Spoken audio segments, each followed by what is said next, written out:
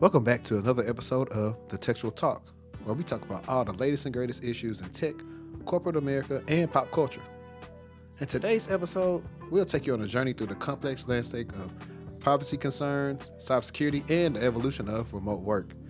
Join your hosts HD and Cybershortiee as they explore the implications of companies surveying employees, the integrity of ID verification processes, and the alarming trend of North Korean operatives securing remote contractor roles using stolen U.S. identities. We'll uncover the legal battles faced by those aiding those operatives and discuss the peculiar behaviors often seen amongst compromised workers. From deep fake threats to critical hiring verification issues, we'll reveal the best practice companies should adopt to safeguard their operations. As always, HD and Cybershortiee will sprinkle in their personal experiences, discuss industry trends such as the extension of YouTube Shorts taken on TikTok, and offer career advice for those aspiring to transition into cybersecurity. With insight from real-life stories and expert recommendations, this episode is packed with valuable content for tech enthusiasts and professionals alike. So sit back and relax, and let's get textual. This video is being brought to you by Level Up in Tech. It's Q3 in 2024, but you still have time to get into the cloud. With the quick search for cloud in Indeed, you can see over 44,000 jobs are listed that is related or pertaining to the cloud. Now, that is a lot, but if you're watching this right now, you might be thinking, well, how do I learn the skills to get into the cloud? Well, we got you covered. Level Up in Tech is one of the best, if not the best, program related to getting people into the cloud. At Level Up in Tech, you can learn about server config and troubleshooting, the AWS cloud, infrastructure as code, CI/CD, scripting, containerization, and more. And also, they now also have a new multi-cloud AI engineering program that is dedicated to help you have the latest and greatest skills to help you be marketable in this tech market. They post more testimonials than almost any program that I could think of. Check them out. Now, if you're ready to start your cloud career today, then use the link in my description to go to levelupintech.com/tech so you can start your career. And plus, they'll know that I sent you. But on to the video. All right, that part would be if I'll probably leave for Patreon or whatever. Now, we got a lot of, I guess you didn't finish it, so. Power? Yeah, you didn't finish that, so. Yeah, I only got to the part where Tyreek and them was trying to figure out what to do. So you didn't get far. They made up, yeah. The siblings, well, they seemed like they made up, yeah. Yeah, you didn't make it far at all. It ended how I thought it would, and I know it's gonna be disappointing though. I don't think it's gonna be disappointing. I think with what they had to work with, it's fine because you got to think about it, the stars never give them the amount of episodes in the season they really want. But why? If the show is popping, it doesn't make sense. Why is the show even being canceled? Money. I don't think it's actually being canceled. I think they're gonna probably eventually, slowly but surely, pick it back up somewhere else. Go to the old format. What is that old? Because they could put more money into it if they don't have so many spinoffs. What do you mean the old format? Remember, it used to be one power. It wasn't power, this power, force. that. Yeah, so I think they're gonna go back into that. And while that's happening, 50 years building up his stuff, so he'll be able to. He need to call Tyler Perry. He already been. He said Tyler, like, why his stuff ain't done. Like, if you want to film something, he'll try to probably film in Atlanta. Speaking of, another show that's back on is Zatima. Do you watch Zatima? No. With Lou Duvall. Not Lou Duvall. What's his name? Duvall Is Ellis. that on FX? No. BT. Nope. BT Plus. But BT Plus been having some good stuff lately. Yeah. So, like, Zatima is like a spinoff in its own freaking verse of Sisters. Like, Sisters start everything. I started Sisters and I stopped it. Yeah, it's like Sisters, All the Queen's Men. I started that too. Zatima and Bruh. But Bruh is like the... No, I heard Bruh was really good. Bruh is trash. What? That's what the comedian do, right? Yeah. Yeah. I watch Bruh just to watch it, but it's trash. Like, the situations that happen in it aren't believable. That's the reason why, like, I was trying to watch Sisters to figure out what the correlation was with Zach and Fatima, but I can't because it's, like, stupid. I was like, you ain't going to tell me some of these educated women on this show are this dumb. Like, when I was watching the show. You ain't seen Waiting to Exhale? Yeah. Yeah. Same thing. But I'm saying, like, I like shows that got character progression.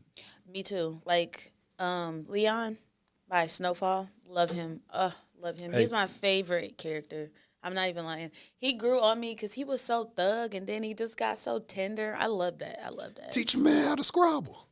And then even just like the last episode, him still having such a big role in the last episode, because he made it out. Franklin I don't didn't. like how the, I don't like how it ended. I feel like I don't. He didn't have to be down that bad. he did have now. to be down bad. His mama broke him when But she he didn't did have that. to be down that bad. I think he was though. Yeah, think about it. You know how much money he Well, I'm saying I didn't like to see him. I understand nobody did. why he was Nobody down did. that bad, but I didn't like that he was down like that. Yeah, nobody did for sure. His mom was stank. She was stank for that. She was stank. Man, she already knew that man killed her husband. I don't know why she was acting Like you could have he just was let him alive. get that little money. Wasn't gonna stop nothing. What else did I watched recently? Because so my thing is me and Josh, like we so in sync. Like for real, like Josh wake around like 2 or 3, that's when he get about it, he go back to sleep. He wake up again around like 7:30. And we be in sync. So a lot of times if I'm feeding him, I put it on a show to watch. So do you watch Reasonable Doubt? Okay, everybody been talking about it. I've started it, but honestly, I couldn't tell you anything. Every time it be on, and I be doing something else. Yeah. I didn't sit down and pay attention, but everybody has been telling me I need to watch it. They said it's like Mary Jane, being Mary Jane. I didn't watch that show. So That was good. I couldn't tell you. I felt like Being Mary Jane was a woman's show It for kind me of back was. then. So that's why I didn't watch It kind of was. This show kind of cool because like she's a lawyer, her husband is a video game designer, so like as a software like engineer, and it got elements of like Lincoln got Lawyer, Our Kind of People. Did you ever watch Our Kind of People? Nope. It was on Hulu. It only had one season, but it was a really good show. It was like Black people, right? these black Characters? elite people Yeah. in either in the Hamptons or something. What else have I been watching? I caught up on Invincible.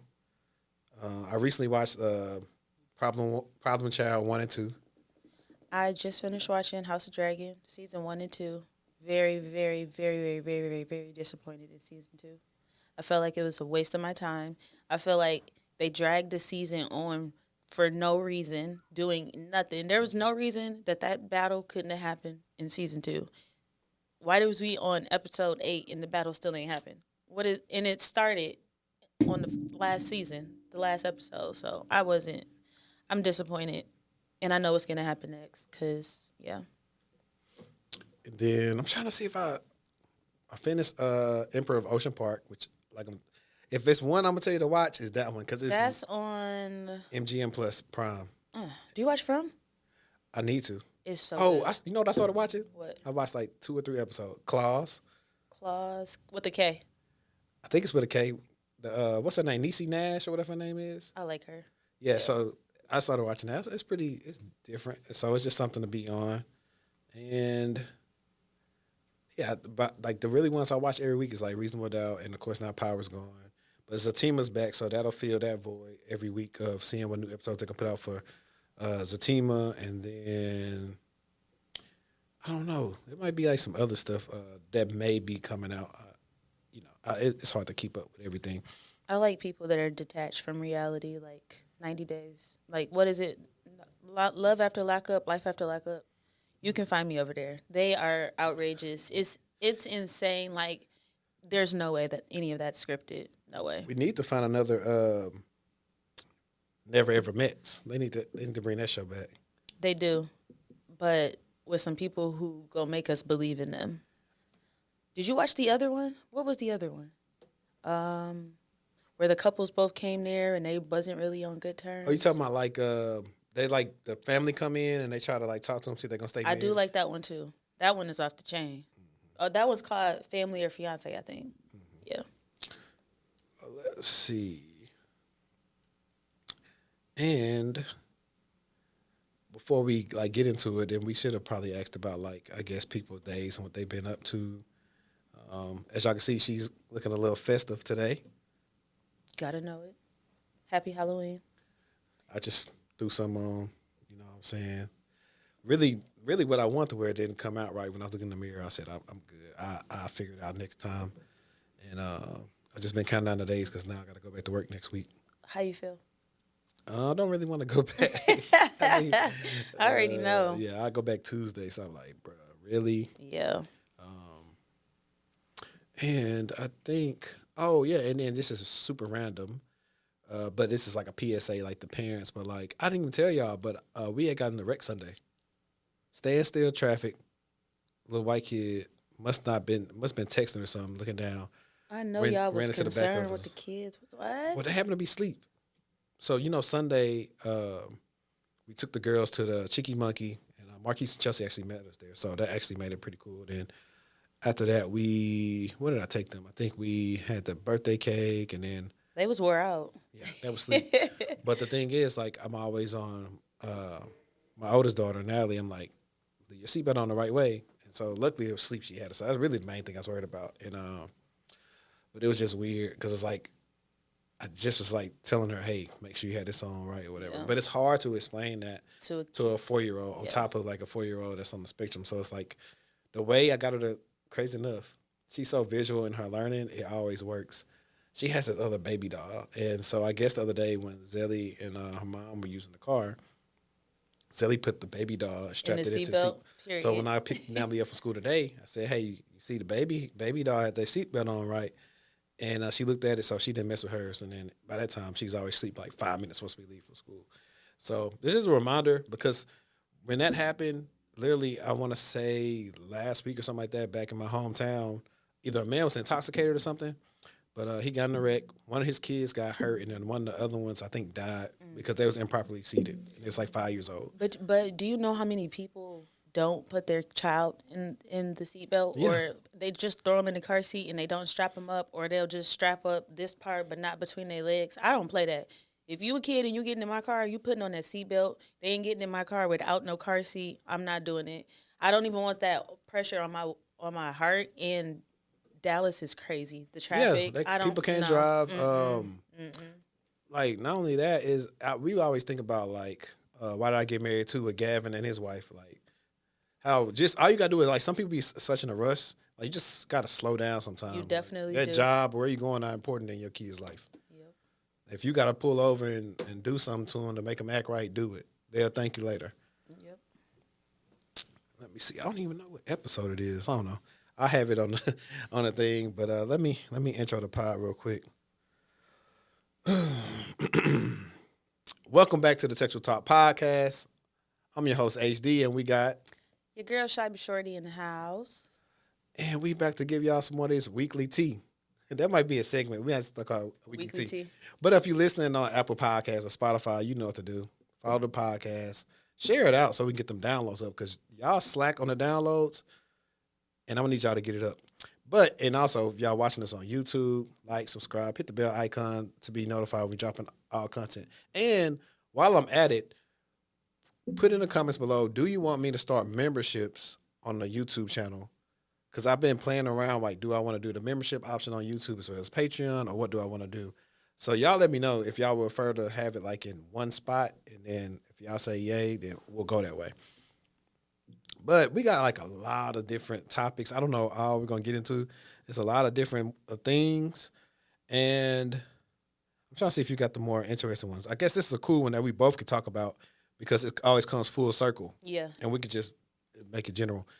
But a lot of you probably got a letter in the mail probably like last week or something from Change Healthcare. I sure did. And mind you, It happened in they're February. saying not, yeah, we talked about this a long time ago. Now, having said all that, I didn't even look through it because I was like, let's be this. I was like, I got all. I never looked through it, but today I did. Okay, what was in it? Trash. Nothing. The weakest summary you could ever give out, like the weakest excuse you could ever give people. Someone broke into our systems without our permission, and we called law enforcement. Here's 2 years of credit monitoring.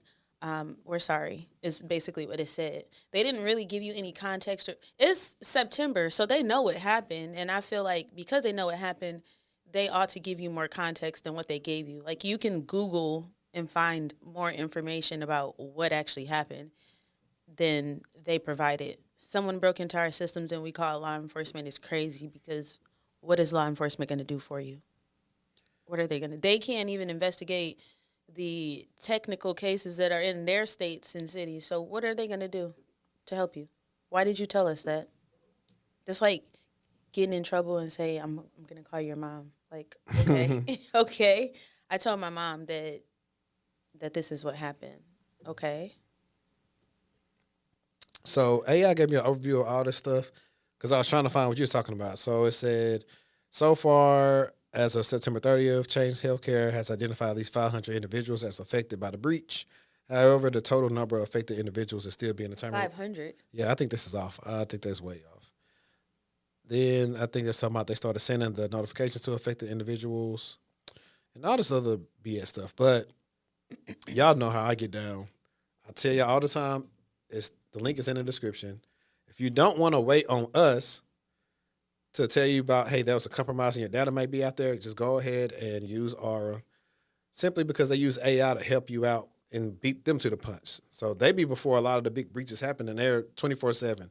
They're gonna notify you of everything that's happening on your account in the dark web, and so it can keep you safe. And they got a password manager, VPN, you name it. So check it out. Use the code in the description, r.com/textual chatter to get your 14-day trial of R and see if your data's on the dark web.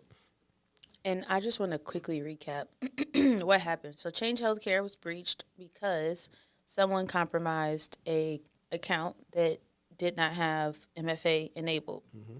Now with that, they paid the ransom. So it was ransomware. They paid $22 million and they did not get the data back. And that just goes to show what the guidance is that you shouldn't pay ransomware, or you shouldn't pay the ransom because you're not likely, there's no guarantee you're going to get the money back. So they just got hit with a double whammy and a finesse. And yeah. And then the government got mad because so many people were affected. So the government was like, hey, I got your back. I'm going to put $10 million on their head. If y'all can give me information about who did this, we got $10 million for you. Yeah. And too bad she has not finished Power, because this would have been the perfect time to make a correlation with what she just said. On your head? $10 million on your head? No, about the ransom. So she's going to get it whenever she finishes it. But I had like a lot of like good articles. And I think one of the ones that would be cool to talk about is the fake IT workers. We've been seeing the what's the things called? The articles that's been happening back and forth about I think it's what, North Korean people trick people to hire them. How do you, what? Yeah, like for example, so I got the article right here. It says dozens of Fortune 100 companies have unwittingly hired North Korean IT workers, according to a report.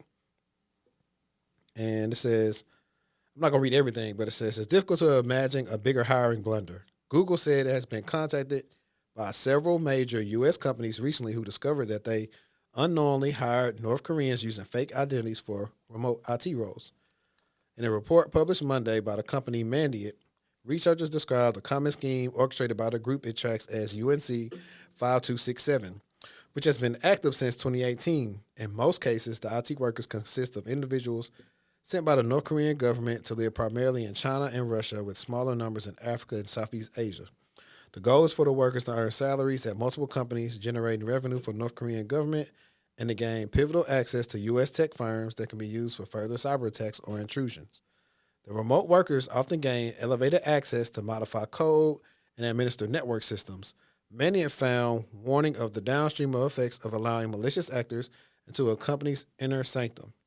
Now, I'm going to pause right there because this is actually pretty interesting, because this goes back into all the yappers in the comments about jobs just going overseas.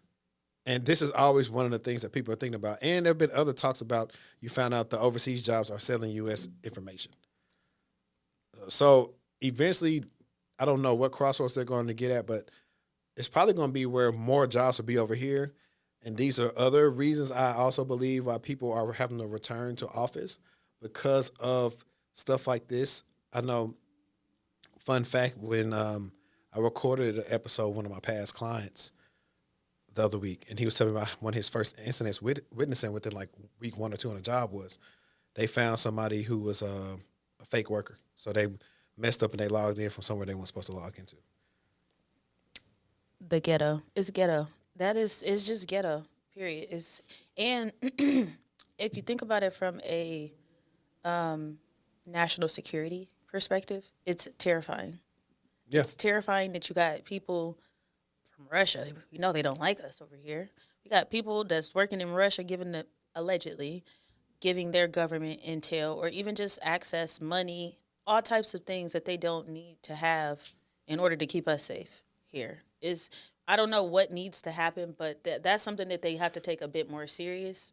Yeah, it's so I know like 3 years ago when this thing was going on, it would be people it'd be actual people. So like say for instance, I interviewed for the job, but Destiny was the one doing the work for me day to day. So people used to do like that. Okay, yeah, yep. I've seen that, but I don't. Yeah, but what happens with some of the people was the people that passed the interview, the same people who were doing the job couldn't do the job. So Exactly. this is pretty tricky. Don't be surprised that, and this is why if you want to be smart, just go ahead whenever you're working from home on a company device, put something over your camera, because you won't be surprised what they'll be looking at, trying to see if like what you're doing and who's who. Are you the person that they hired? So I think that's what one of the things they're going to get into. I want to see some more with this. I've been hearing that some companies are, let's say you get locked out of your account and you have to call help desk or whatever. They're requiring them to turn their camera on and show their ID in the camera, which could be a fake. So yeah. Yeah, it's so many. Like, don't even get me started. And then like, what if the person that's supposed to be verifying you is not taking that role seriously? You know. Not only that, they just haven't been trained accordingly. Like I said, one of the things that attackers do, if they get access to your account, they compromise your account. If they know the help desk number, they'll call back in and just try and get information and see how they can get MFA on their device. Yep. Versus get it enabled on that new device or adding a new device under that user's profile. Yep. Yeah, so that's one of the things where there should be other things like, yeah, if you compromise me, cool. But if you don't know my alias, like my SSO or something like that, you like shouldn't be able to log in. I'm team alias. I think that should be something that's implemented within companies. Yeah, I think most companies have it. The smart ones. Some people don't know nothing about it. They just getting started up. Let's see. This says caffeine and serial numbers. Using stolen identities or fictitious ones, the actors are generally hired as remote contractors. Mandia has seen the workers hired in a variety of complex roles across several sectors.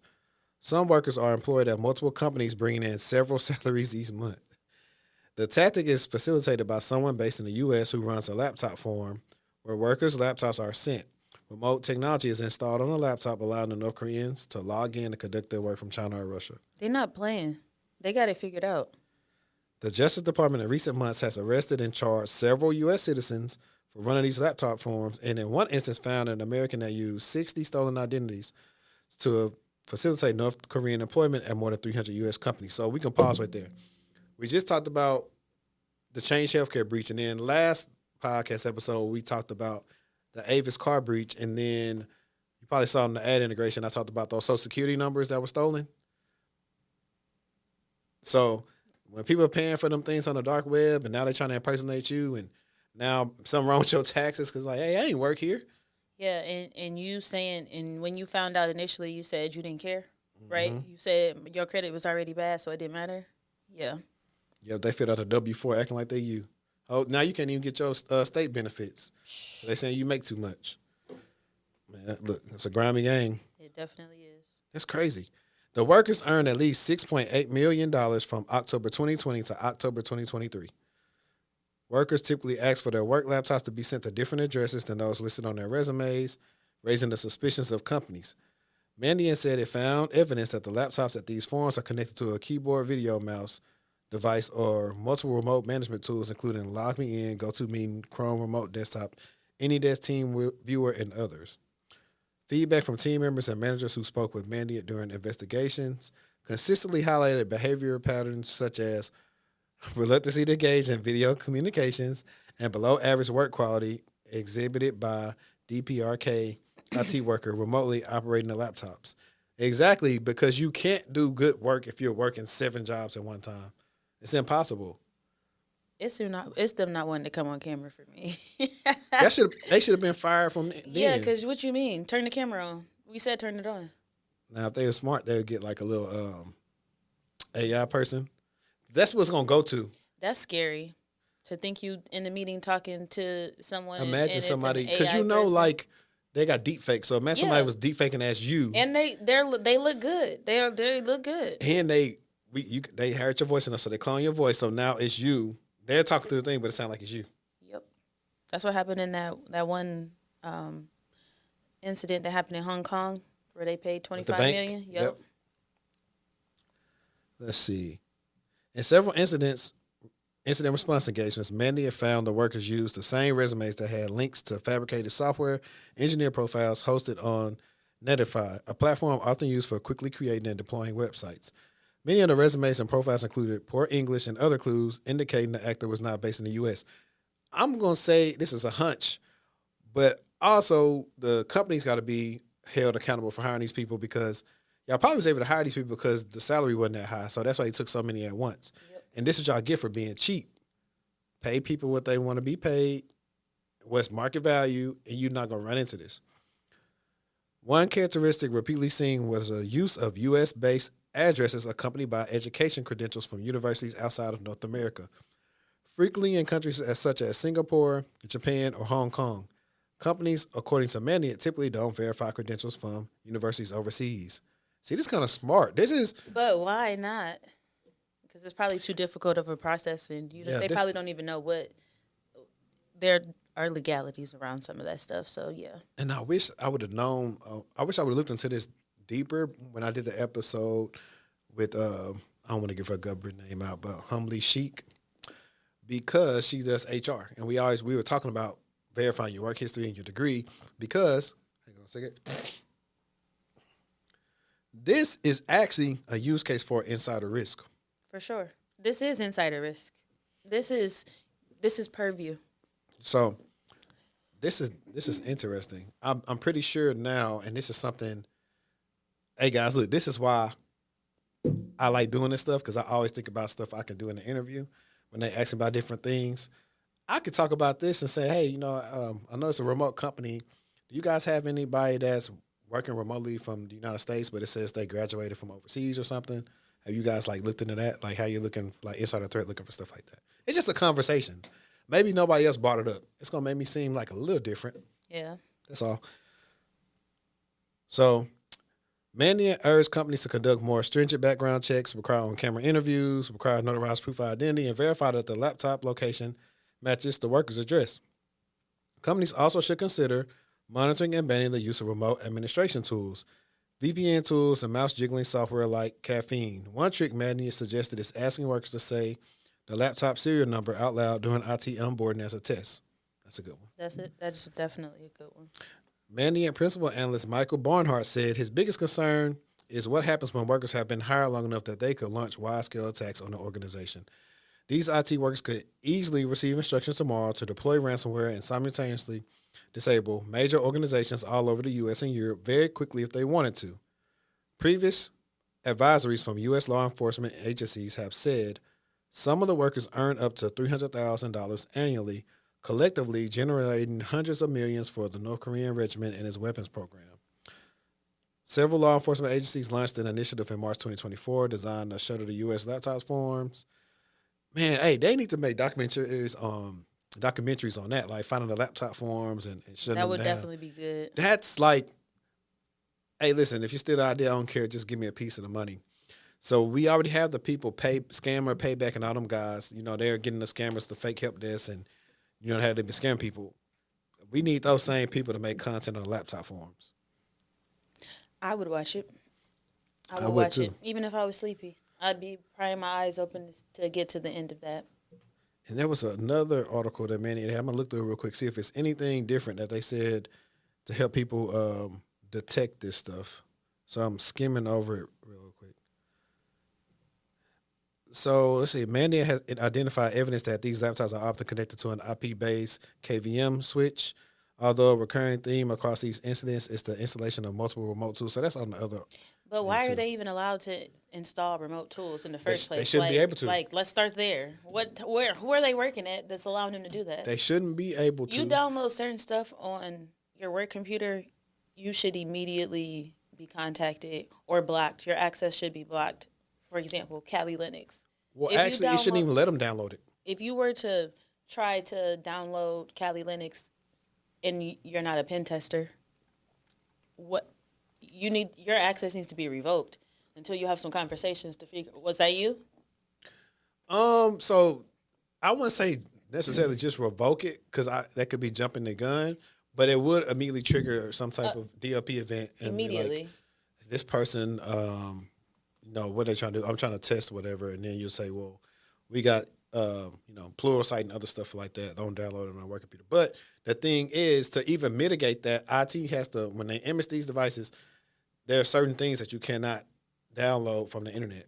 And then even if you can download them, they must require admin approval, but you have to call into the help desk so they install it. And there's going to be stuff that say, hey, we can't install. You got to get what's the thing called? You got to ask your manager or something about it, and then they say they can install that. So I blame the companies for less controls. Them too. Same, especially with the downloading of tools. We know what mouse jiggling software looks like. Why are you even allowing that to be? Yeah. Well, if you're smart, you don't plug it into your computer. You use a mouse jiggler that's not connected to your computer. So if they aren't. I know. At all. I'm trying to see what the person doing the laptop for him has to be making a lot of money though. And has to be very smart. Yeah, and I think that's tough too because then there's separation of like with the ISP and all that stuff. But then I think even the ISP, I'm trying to see if the laptop form is it labeling stuff as an actual business. So it looks like they got workers connected to all these different things from one location or what? That is a good question. I didn't even think about that. So, I mean, it's pretty cool. Like, it's crazy how much fun it is to be a thief. But let me see. I know you had this. Which one? What about this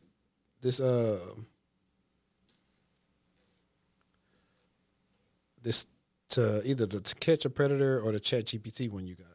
I want to do the catch a predator one because I love the kids and I don't play about the kids. And more people need to take security seriously when it comes to their children.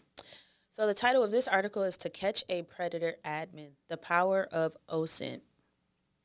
So there was a group designed to attract men and women with the same vile mindset. Among the many threads, a user named Joe Hayes shared a link to his private WhatsApp community. It was a thread amid a tangled yarn, and CR2 decided to follow on it to see where it landed.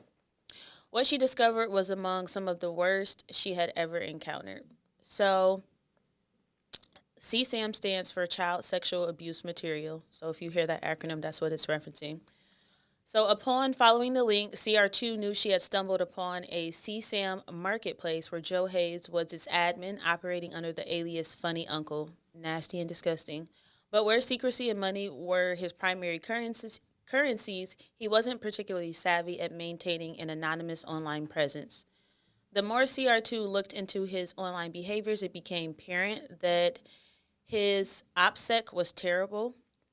And for that, we were glad. Furthermore, the man was cocky and boasted openly about his illicit exploits. On the popular messaging platform WhatsApp, users' phone numbers are only visible to community admins and to other users who have saved you as a contact. CR2 then began adding users to the profile she uses for investigations. This allowed her to uncover the phone numbers of over a dozen users engaged in this underground marketplace. Suddenly, our investigation was disrupted after an unknown cyber vigilant hiding in Funny Uncle's community posted a comment that unmasked their role and reason for being there. It was then that Funny Uncle immediately closed the community down and moved his marketplace elsewhere. Unfortunately, this happens all the time, and it's extremely destructive of other investigation initiatives. Whenever a hunter deliberately alerts the enemy to raise red flags, or whether someone from within their own community alerts the admin and other members that they are subject of an investigation, the end results are the same. Let me see. So they do say that they notified law enforcement. They didn't really take it serious. Let's see. As our investigation came to a close, we knew everything about Joseph Hayes. He was divorced with a young daughter between them. We knew he operated on Telegram and the dark web. We knew which groups he ran and how he obtained the marketplace for the content for the marketplace for distribution. This person who's writing this says, I'm a former black hat computer hacker and spent 11 years in prison for hacking. I have good reason not to trust law enforcement, but for this, I set my differences aside. There are no repercussions unless law enforcement themselves are leading the investigation, and since we're not FBI agents, our reports are just tossed into the queue while we hopefully await for triage for the severity of our reports. When you see the very child predators you reported a year ago continue to operate undisturbed, you have every reason to believe that the reporting system is ineffective. And that's kind of where it talks about. But I just think it's important for people to be aware that this type of stuff is going on. It's not talked about. You never hear people talking about this because no one wants to talk about it. But it's so prevalent, it's so popular, and if you know how to access the dark web, then you can get to this type of stuff. And you just need to be aware of the stuff that you're putting out. It doesn't have to be someone, physically recorded a child. It could be you posted some pictures of your child and they stole them, and now that is what is being passed around. It doesn't necessarily have to be what we typically think it's going to be. It's some of the stuff that we as people are putting out that we're not being mindful of, like putting images out of your child with no clothes on. Like, you don't, there are creeps out here. There are literal creeps out here. You can't do that anymore. Putting pictures of your kids with bathing suits on. Yeah, as a parent, that's not anything that you're thinking about, but to the creeps, Yeah. that's something that's on their mind. That's content that they can use to further their, disgusting behaviors. So I just want people to be mindful of the things that they're putting out on social media as it pertains to their kids. You got to keep your child protected. Yeah, I rarely post the girls, and like I had posted. Natalie pushed me down the slide the other day, and one person on my story comments like, "I didn't know you had kids." I was like, "Yeah, I'm kind of real." I said, "I'm kind of iffy about posting this because weirdos on here." So I was Same. like, I normally like post them more in like the private story and stuff, just because there aren't any weirdos there. But no, while you were talking about that, I thought about Instagram has enforced the teen accounts Yes. for Yep. that. I think, did TikTok do it too or no? I Or don't maybe know. it was just Instagram. I did hear about this though. I know they said, let's see, Instagram, this is 2 weeks ago, on Tuesday announced its most dramatic effort yet to protect young users from the dangers on this platform, implementing new teen account settings that will automatically make millions of teen accounts private and restrict what kind of content those users can view on the app. The change to how Instagram lets teens use its platforms come nearly 3 years after the explosive Facebook papers first drew mass attention to the risk the platform poses for young users. My question is, though, and I haven't read further, how do they know the people online about their age? What are they? What? That's when I first started getting on social media. It was a lie. I wasn't old enough to be on there. Yes. The new restrictions are also designed to push teens to adopt parental supervision through the app. Instagram will automatically apply the new teen account settings to all users under the age of 18 after the update. 16 and 17-year-old users will be able to manually change the app back to their preferred settings, but 13 to 15-year-old users, first of all, those kids don't, unless like you're a child, star something, you don't even really need an Instagram. Why are you even on Instagram? There's too much access. It's a lot of stuff going on Instagram. A lot. So it ain't as bad as X, though. X is No, probably X is off the chain. But I don't feel like the new kids they're on TikTok. I don't think they really are on X like our generation is on X. Now, so what's funny is, surprisingly, as much slack that TikTok gets, it's not as bad as X. It's absolutely not. X is off the chain. For sure. And it's TikTok is doing some censoring of the content. I don't know what's going on with the censor at X. Ain't no sense. There isn't. It's not a sensitive. That's why people still like love it for someone else, but it's still stuff that you get censored on. But you're right though. It's not a lot of people that talk about keeping the kids safe. It's that, and you got to understand this too. How many people actually understand the internet? When we were coming up, we were outsmarting our parents when it came to using the internet. We were, for sure. So it was like they didn't know how to. My mom didn't know how to use MySpace and stuff like that. Yep. Like they were so terrified when I had a MySpace, they literally like got mad at me for having it. What? You too? My mom printed I don't know who. I think my granddad told my mom, and my mom printed out the page. She printed the page out and brought it home. Like, oh, this is what you're doing. And it wasn't even nothing bad on there. I wasn't, cussing, acting crazy. It wasn't crazy pictures, but it was the fact that I was, it was for grown people. It wasn't, I was in elementary school. I was in like 6th grade. For real? Yes. Me, I didn't get MySpace till 9th grade. Well, you're older than me. So, yeah. I ain't that much older. You're not, but you were older. Yeah, but even then, they didn't really understand it per se. So that's the thing that they messed up on. And this is how you can lose your kids. Before just fussing at them, try to understand why they're using it and what's the reasoning behind it before you think they're just like doing mischievous stuff, jumping to being scared for them. Because that's how it was. Like just making sure, like I said, look, I'm talking to people my age. I've seen them. Actually, I wasn't talking on MySpace. I wasn't talking to nobody that I didn't know. Like that was where all my classmates and friends were at.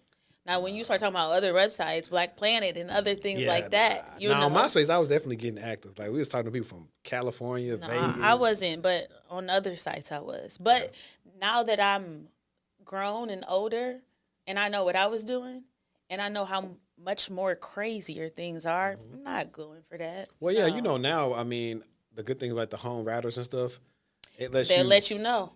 It lets you know, and you can block like a lot of stuff. So in order for them to mitigate that, they would have to go through and pretty much figure out my code to get in that thing and block it. And so blacklist those sites. Yep. No, it's blocklist. Blacklist. Yeah, because they're trying to do away with the term whitelist, blacklist. Yeah. Because it's like inherently, hey, why the blacklist bad? Why the whitelist good? Yeah. So that's why you say allow list, block list. I was on TikTok one day and came across this story. It was a story time of this Black girl talking about, like, she basically breaks down, like, cases about children that people don't know about because they're not talked about. And this was, like, the largest, this man he was from Australia. He had, like, I can't even remember his name, but he had, like, the largest child trafficking situation, website, content. He had the worst case of it going on. And it took them years. It took them over 10 years to figure out who this man was.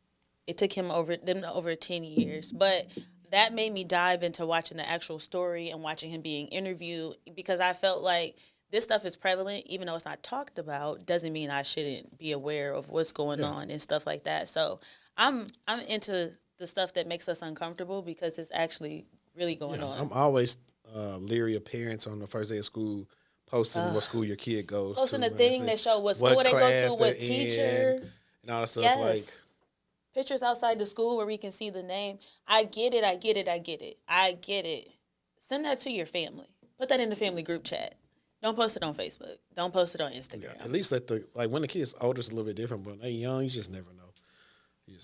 Like I said, we can go hours on that. And that may be something to actually look up into kid things. So my next topics kind of go hand in hand with each other. One of the ones I want to talk about is I came across this post the other day. Somebody tagged me in. And I'm going to find it. It's on LinkedIn because I actually talked to the young man, but I already know what his issue is. It stems also from my Twitter thing. Was that the guy who said, who put the banner thing? Yeah, yep. So I'm going to read this post, and then I'm going to break down why you shouldn't do this and why it looks crazy and how it tied into my WGU video. Conversation, yeah. Well, our conversation. He says, I'm now forced to switch to the dying banner. Let's be honest. We were desperate months ago. We are dying now more than ever for a change. Dying to make a decent wage. Dying to buy a home. Dying to feed our families. Being poor my entire life, having the last name die. Dying is my natural state. My post went viral and got seen by over 500K, and I still don't have a job. Where does that leave regular people? I can tell you why no one has a job anymore. Too many interviews, no communication, too many requirements, and too many applicants. The open to work banner is not working. That means it is almost impossible for everyday people to get jobs right now. Shout out to Courtney for the original desperate post. I know you're dying too. So take my dying banner and how you feel. He meant to say show the world how you really feel. So that's not the one I was talking about. I must be thinking about the other one. Oh, if you can find it, I mean, by all means. So it's the same concept. He got 777 likes, 154 comments. So after this, somebody commented this and that, and if he's in our area, so I probably will not put this post up. I don't want if he ever responds to me, We had a conversation. I asked him, hey, what type of roles have you been applying to? He said, cybersecurity analyst, penetration tester, network engineer, system admin. I said, that's too broad. Which is, I was finna say those are all over the spectrum. What's your resume look like? You got it's you on got here. We'll look at it in a second. That's too broad, which is one of the main reasons you're having trouble. Out of all those positions, which one do you have the skills to perform the best? He said, pen testing. I said, based on your profile, I don't get penetration testing. Have you performed any of your own pen testing engagements before? He said, I do home labs and I'm currently working on the OSCP. I bought the PNPT and the PJPT. And I said, have you considered GRC, especially with your QA background? Because he has a background in QA. on his profile. Yeah, so if you look at his profile right here, and this is why y'all pay me to help y'all out, because he was a quality assurance manager for a year and 9 months at Fort Worth for Tesla. And I guess now he is doing Turo. Well, he did that he was doing that, I think, at the same time. No, he did it from 2021 to 2024. Doing what? Turo. So, hold on, what? Doing let's what, let's though? get into this. Let's get into this. Let me bring this to you. Hang on. This is crazy. Let me see. Yeah, you're still good on your thing. He says, okay, car rental owner. Grew a car rental business from zero revenue to $30,000 annually by the end of 2023, becoming one of the top all-star hosts in Dallas, Texas, while pursuing cybersecurity studies. Achieved a 5-star rating through the business existence, demonstrated exceptional service quality, maintained security and performance of the fleet of vehicles, completing over 200 5-star trips through diligent maintenance and repairs, conducted OSINT and risk assessments to provide data-driven insights for strategic decisions, including vehicle assessments. Whatever. What is? I don't know. So his education, 2 WGU degrees. But no certifications. He got certifications. You do? Let me see if he have them listed on here. They're listed right here, but I mean his resume is right here too. So here's his resume. So when he says he's applying all these things, and I'm trying to say, okay, I went and looked at this. So you got these as your technical skills, but then when I go through the resume, I don't see the You don't skills see being it, used. Yeah, in the descriptions. And you got all these certs on here that don't really mean anything. You got volunteer work, which like the companies don't care about. So I was like, He needs to expand more on what he's doing here. yeah, that's why And what he's doing here, he needs to apply that stuff and the certification stuff to make it make more sense. He can actually, yeah. I'm not the resume guy, but I can. Well, it's look not at even him, about the yeah. resume thing. So like, This guy absolutely remove the volunteer stuff. Yeah, That like- could be on your or your LinkedIn, but like no one cares. Like if you were to put affiliations, cool, but no. Yeah, so like the resume isn't bad, but it just don't have the contents it need, and that's why he's dying. He hasn't responded back to me. I'll probably hit him up next week just to see how he's doing, and then let me go find my post.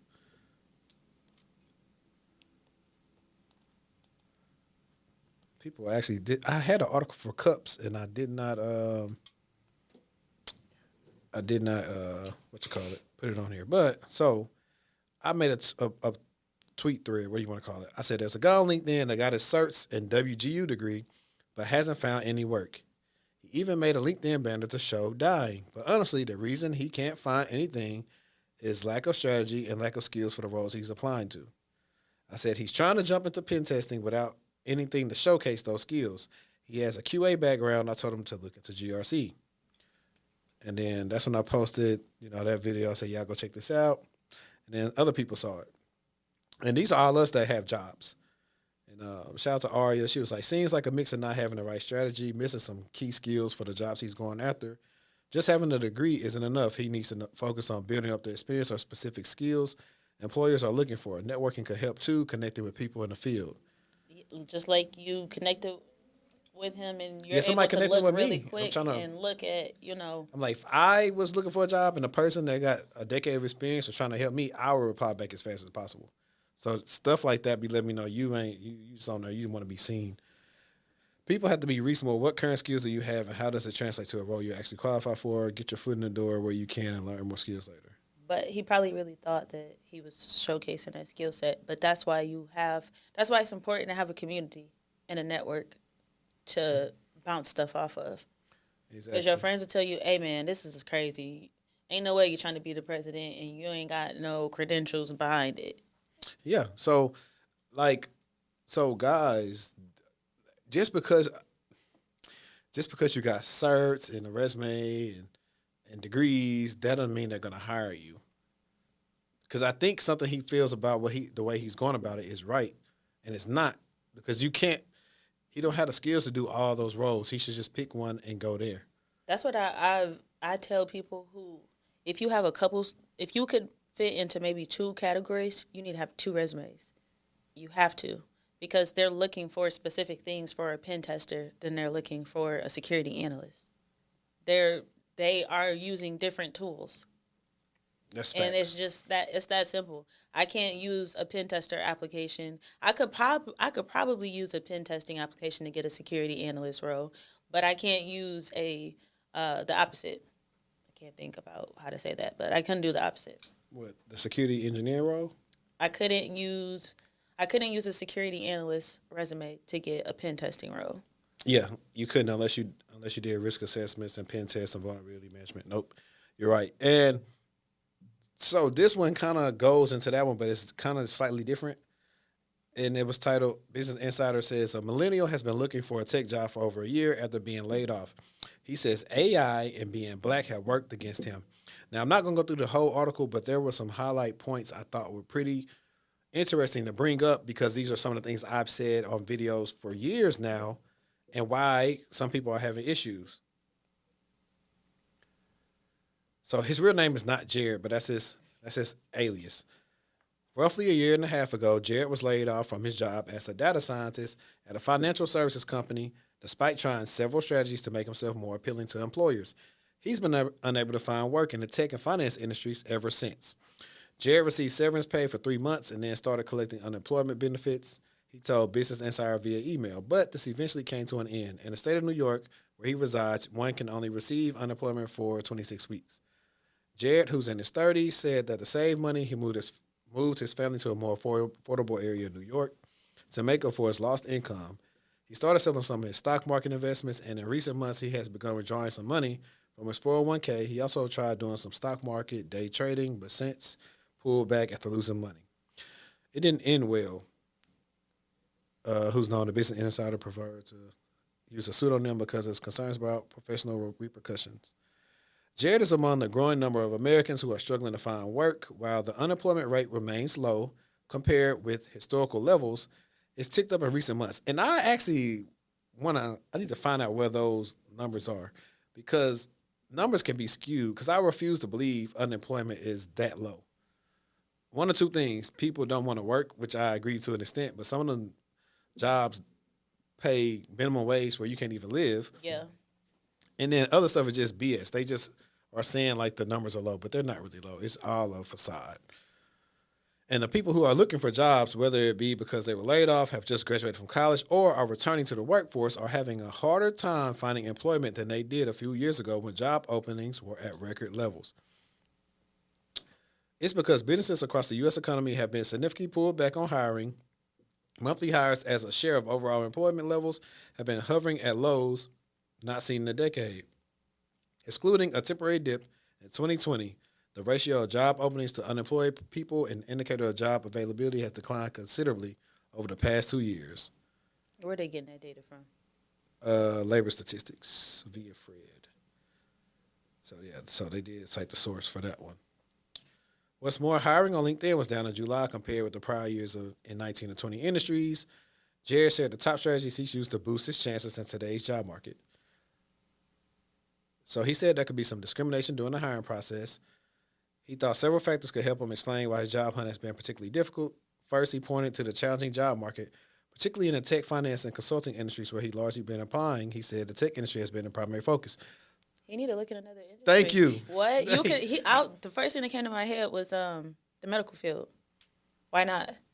You're still doing tech. You're still doing cyber. You're still helping protect and He's a data scientist. Even better. Yeah.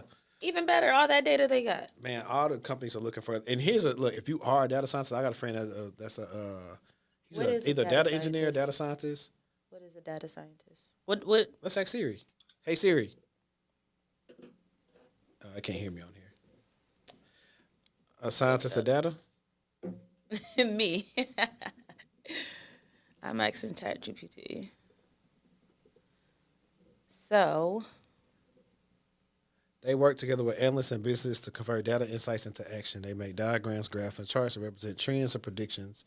Data summarization helps stakeholders understand and implement results effectively.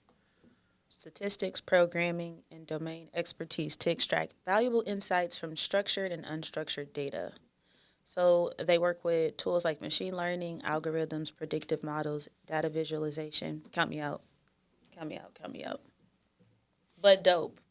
Dope. Very dope. No, that one of us I did at JP Morgan, it literally like if you were good at like manipulating data and telling a story with SQL and Power BI, easy security job because that's what they really want, those insights. That's what the cyber intelligence degree at UD.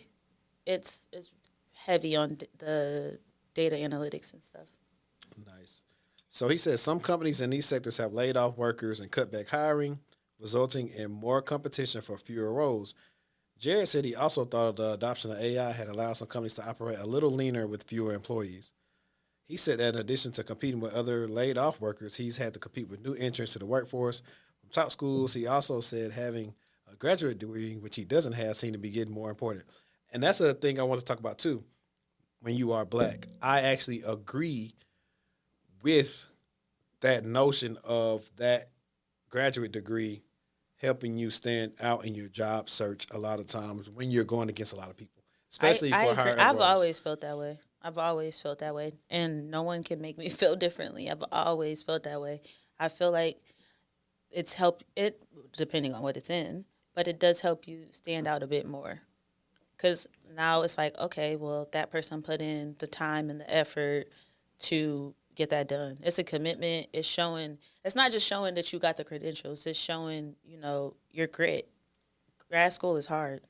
Yeah, so I agree, like, because it's one of the things, like, I was talking about with the HR expert, how if you have all these credentials, when you got your master's and a couple of certs experience, then your leverage and negotiation power during the offer stage is higher sometimes because they can check you based on what everybody else got and say, okay, we can offer him this. He said a lot of roles now require advanced graduate degrees, and even if they don't, those are people competing for these roles now.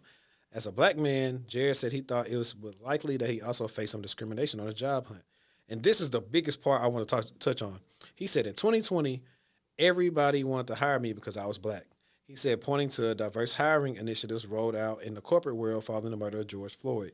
I wonder if other people of color hired during the 2020 hiring spree were also laid off in the last year or so, too. I want to bring this up because I've talked about over the years that the hiring that took place in late 2020, 2021, and a little bit in 2022 does not exist anymore because companies were making a lot of money and they were hiring a lot of people to just be hired and they weren't doing work, especially at some of the big tech companies. You have people from Meta saying, hey, they only hired us because they want the competitors to get us, but they weren't doing work. A lot of them weren't qualified. Despite some progress in recent decades, black men are still less likely to be working than white, Asian, and Hispanic Latino men. As of July, about 81% of black men between the ages of 25 and 54 were working. The other three groups were all between 87.5% and 89.5%. Jared said he also suspected that being a black man had sometimes worked against him during job interviews. Between finance and tech, most of my interviewers are Asian or white, he said, adding, I do feel like there are a lot of prejudices working against me, but there's nothing I can do to change the way the world works. And I feel like that sometimes too. Like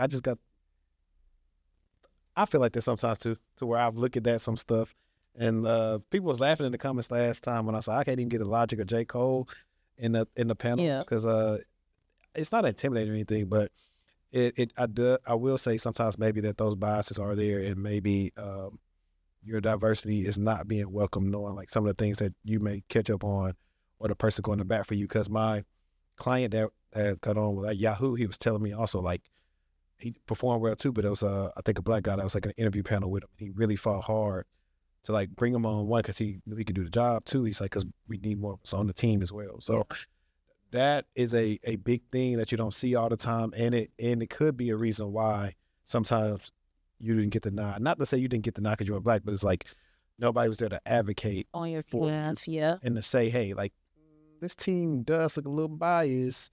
We got a lot of diversity gaps here. I think that I think I've only interviewed with one black person, and I think she was the reason why I got the job. I'm pretty sure. Because I was desperate at this point in time. I'm like, okay, everything I'm getting denied for. So one of the questions that I asked her, like right off the bat before we even got started, was, regardless of how this goes, I would really appreciate, some feedback, because I've been interviewing and not getting feedback isn't helping me get better. And we kind of talked about that for a couple minutes, and that honestly, I was feeling a little bit discouraged. So I don't feel like I did not put forth my best foot, but I don't feel like I gave it my all, but I still ended up with the job because I was just kind of burnt out at that point in time. But I do feel like I interview well, but I feel like her seeing kind of me really trying, and probably her being able to relate to being in a situation like that because she's black, I feel like that worked in my favor during that interview. Right. I agree. Now I'm gonna touch on some of these topics, and then we're gonna move on. One of the things that says interviewing can be a difficult skill to master, which I agree.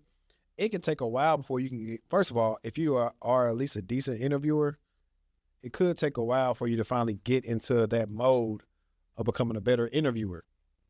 With that being said, if you're not just a good interviewer at all, you don't know how to sell yourself and all these other things, it's probably going to take you a while until you get some professional help to just listen to how you sound and communicate.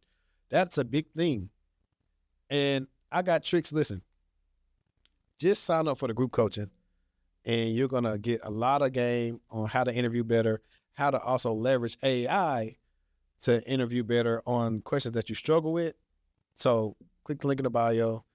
And actually, matter of fact, I'm going to have the grouping thing directly out there for you guys. Wow, my new site is almost done too. I'm moving to Kajabi, by the way. Really? Yeah, I'll show you how it looks. It looks very nice.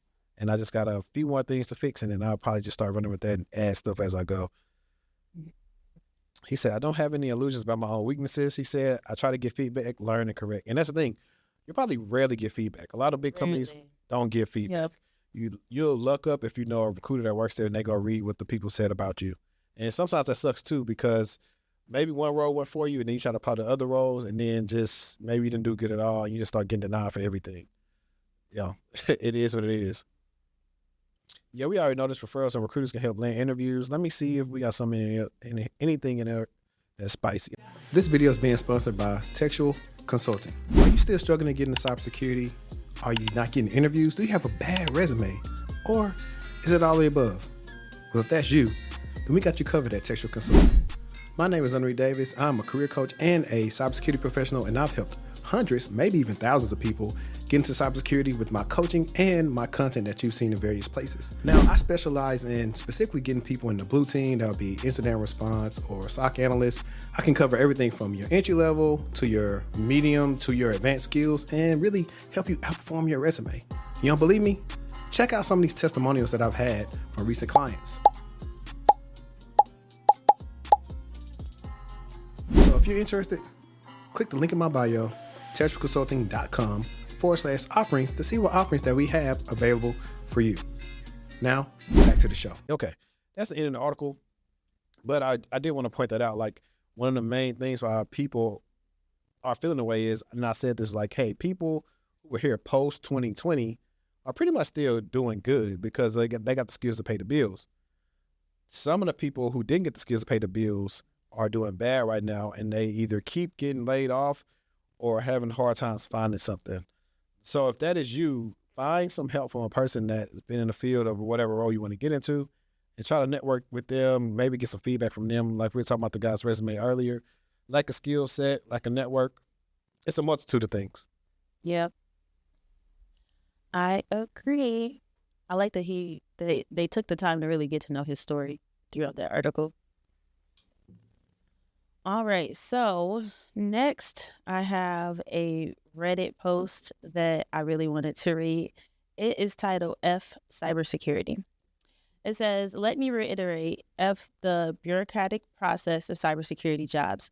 I had so much fun learning how networking works, how packets are sent across the network, different types of protocols, different types of tools to detect attackers, different methods to attack systems. But now I am at a point where I am just questioning myself. Why the F am I begging to protect someone's assets that I don't even care about as if it were some kind of blessing from the skies? 10 years of experience require a security clearance, unrealistic expectations, extensive experience in 300 tools just for what? Sitting on your computer, reading log files, and clearing useless alerts. Not all positions, I get it. Like, come on. I'm starting to think that there is no point in the mission of safeguarding these assets. With these unrealistic expectations, it's almost as if they don't want them to be safeguarded in the first place. You know what? Let the breaches occur. I don't care anymore. LOL. Threat actors are living the life, actually using the skills they are learning to their own monetary benefits, as opposed to us cybersecurity professionals who have to beg the big boss for a paycheck and show that we are worthy at first place to even be considered for the so glorious position of protecting someone's money-making assets. I like that. And I also thought... Sounds like something Lee wrote. I like it, and I think that it does pose that question. There are countries where people get convicted of technical crimes and they are not sent to jail per se. They are taught how to utilize those skills to help advance wherever they are at. And so I feel like that happens in the US too. You know, someone, they can't figure out how that got done, they gonna want you to teach them or whatever the case may be. But more often than not over here, when you do harm, you're not rewarded, quote unquote, in that way. But I like the take that he had. I really appreciated the vulnerableness that he presented, because a lot of people feel like that. A lot of people are struggling. A lot of people feel like the expectations are crazy. It's too much politics. All I want to do is get in here, learn, and help the company, do whatever our goal is. And so I feel like a lot of people can relate, especially today, especially people who've been laid off, people who just graduated, got a job, and then got laid off, because that makes it harder for you. And those are the people that my heart hurts for, because the people who have industry experience, you already have the experience. You just have to land the role. But these people who just graduated and started and been working at a company for a year or less than a year, and they got laid off, they no longer qualify for recent grad roles because they're not a recent grad anymore. And so being able to be ushered into a company that way is a lot easier, as opposed to you being expected to have those 10 years of experience. Right. So I know, like, what some companies tend to do, if it's no longer early grad, they do a program called like early career. Yep. So sometimes they can qualify for that.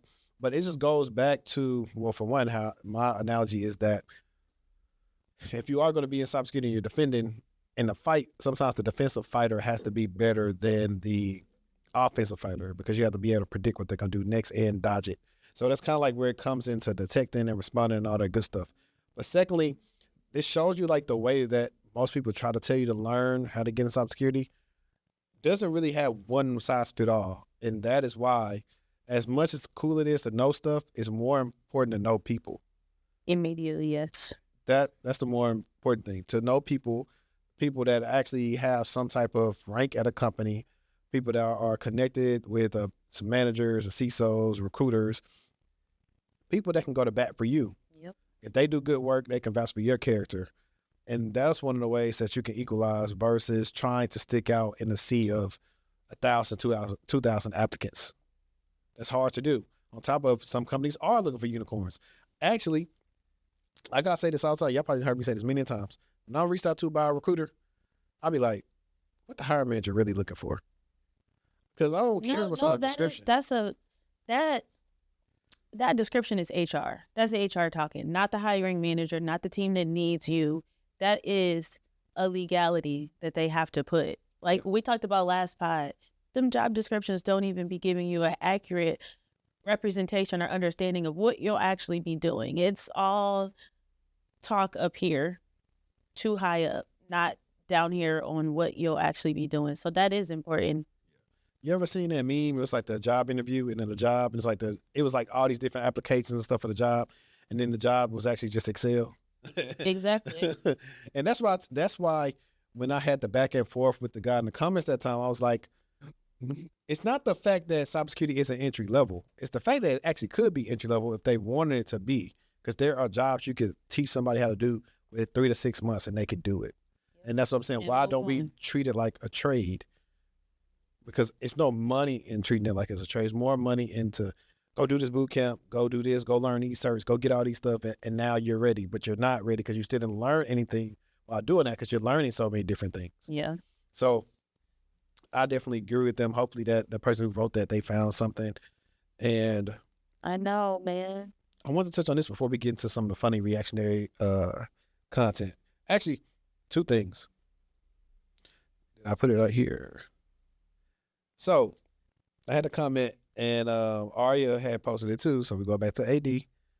AD was like, my coworker is taking a job interview call for another company during our meeting, but his mic isn't muted. Oh my God, that is so embarrassing. And that tweet blew up. She got almost a million Oh views on this tweet. my God. I wonder, did he get fired? Good question. After he's done, look at these pictures. That's what she says. She says, Oh my God, I would be mortified. she said, our senior managers on the call. She was like, they were. You can't kick them out of Zoom or something unless it's Teams. I think Zoom, you click on the X and they'll remove the person. So yeah, They weren't even trying to mute bro Mike. They was probably trying to hear. Dang, he obviously was not on his phone because he was interviewing. So he obviously that's crazy. interviewing during a meeting is crazy. First of all, Hey, man, bro, what just if say you you got gotta take called lunch. on? Just say you Yeah. gotta take lunch. What if you got called on or something? It's a thing about this a thing called about like doing too much. This is a example of having too much dip on your chip. That's a lot of dip on your chip. A lot. A lot of A rotel. lot. You had too much rotel on the chip, partner. So to rectify that, you block the time off. You go do your interview, whether you got to go sit in the car or somewhere else, and you should be good to go. But if that ain't the case, don't interview. You don't want to run into that to where, hey, Yeah, now your job could potentially be on the line for something that isn't even set in stone. like theater alone, you say, let me holler at your player. They put you in a one-on-one, and Yeah. they might. Well, Yeah, I'm not gonna lie. One of the things that is a little tricky about working at a job, when the company starts taking you for granted, but then they see other companies are interested in you, they may say, you thinking about leaving? They might. And then like, yeah, I ain't getting paid or whatever, and this and that. And they might give you a raise. So, I mean, it's a catch-22. So you just never know. But I want to highlight that because I thought that was pretty funny and a simple story. But I want to briefly talk about this. There's like fraudsters in prison for scamming Apple out of 6,000 iPhones. I say that. 2 Chinese nationals were sentenced to prison for scamming Apple out of more than $2.5 million after exchanging over 6,000 counterfeit iPhones for authentic ones. That's crazy. I'm trying to see how did they finesse that. Between July 2017 and December 2019, I don't know how to say that. Ocean Sun and Ping Fei Zhu. I don't know. I sound like Shannon Sharp the other day trying to say the kicker name from the Falcons. And their co-conspirators, Wen Jin Gao and Dian Lu, exploited Apple's device replacement policy to replace non-functioning fake iPhones for genuine devices. The goal was to unjustly enrich themselves by fraudulently obtaining authentic iPhones from Apple after submitting inauthentic iPhones to Apple for repair and replacement. The counterfeit iPhones were shipped from Hong Kong to commercial mail, receiving the agency CMRA to UPS. To open these mailboxes, they used the actual university identification cards and driver's licenses. As discovered by the investigators, they submitted these fake iPhones with spoof IMEIs and serial numbers to Apple retail stores and Apple authorized service providers. So my thing is, I guess, how did they get these? Because My thing technically, they're is, supposed to be an Apple system for it to work. that was my first question. Was that is Apple not doing their due diligence? Or maybe some people had their information on the dark web and they got it or something. That could be. Apple sent them replacement iPhones via private and commercial interstate carriers, including FedEx, DLH, and UPS. The devices were then shipped back to Hong Kong, where they were sold, and the proceeds were shared amongst the conspirators. Their return fraud scheme was possible because Apple customers can return faulty iPhones via mail, Apple retail stores, or through Apple authorized service providers and exchange them for new ones. within 1 year of purchase under the company's warranty service and handset replacement program.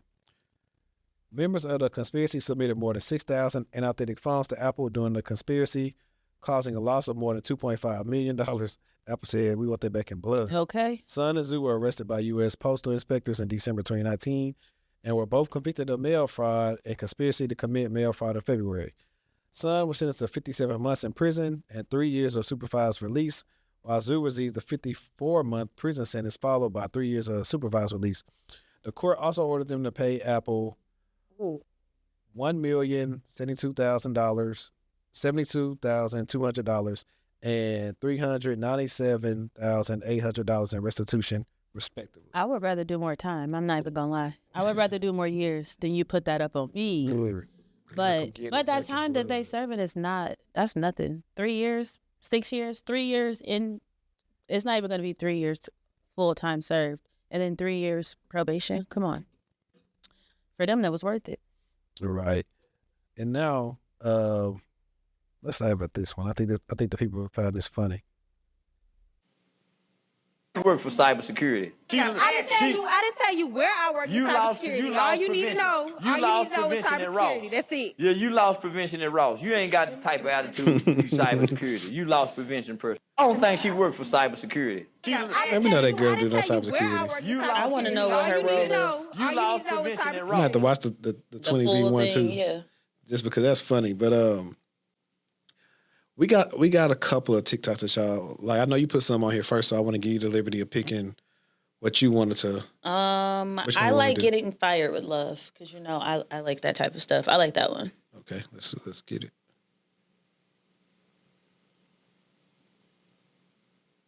So I have news that I don't want to share with you. For context, it says I got laid off today. So it's a girl looking at the computer, and for context, it says I got laid off today. I have the video on there. Oh, cool.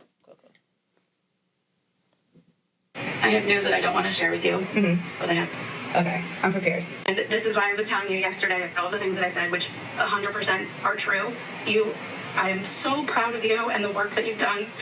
As part of a company-wide restructure, we have to eliminate certain roles, and unfortunately, your role has been affected. Really, really enjoyed working with you. And like I've said 100 million times, I feel like a proud mom, like seeing you blossom and turn into this wonderful, wonderful teammate has been nothing short of a true pleasure. I don't ever look at things like this as like it's happening to me, it's more so happening for me. Yeah. So again, I'm sorry. I know you're an optimistic person, so it sucks. I'm sorry. It's all a part of the process. Good to me. I've learned so much. Obviously, like I'm sad to like part ways with the people that I met here, but I don't necessarily have to part ways. I can still talk to them. This might just be that final step that God's like, okay, you're gonna go all in. You need to go all in. Thank you. I really do appreciate you. Thank you. All right. Talk to you later. Bye. Bye.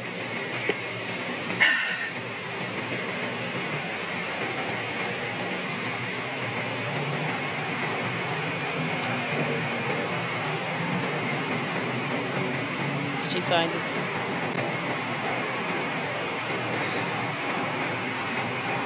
Sink or swim. So I'm not gonna lie, I'm a little skeptical of if this being real or not. Why? Look what she got on. That's the first thing I said too. I'm like, well, maybe they can't. But even that's a lot of chest. That's what I'm saying. That's a lot of chest. Even no matter how you crop it, that's still a lot of chest. So I'm like, was she on camera or is this her friend calling? Because it's very easy. And she's looking, so it looked like she was on camera. But it's very easy for me to feel like if I say, hey, this the script, we finna do a script, I got laid off. Like, I don't like to feel like, I ain't gonna lie. The reason why I feel like a lot of cap is happening because it say Atlanta. I didn't click on her page or anything. And Atlanta, they be scamming. I'm not gonna click on it either. I'll probably do some due diligence. I'll walk it back if I find out. I don't feel like coming in right now and arguing with people and say, man, you ain't really get fired. Stop lying. But if it was real, maybe she, I don't know. Because I've been looking the whole time like, what does she have on? When I said the same thing, I was like, that's a lot of cleavage. But maybe her camera was off. But it looked like there was a direct connection in the conversation. Yeah. But at least she didn't say, let me see more.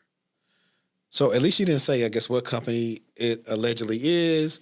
So she possibly could be okay with this because it took the cloud for a girl it took her a while to find another role because of like people knew she got fired from Cloudflare.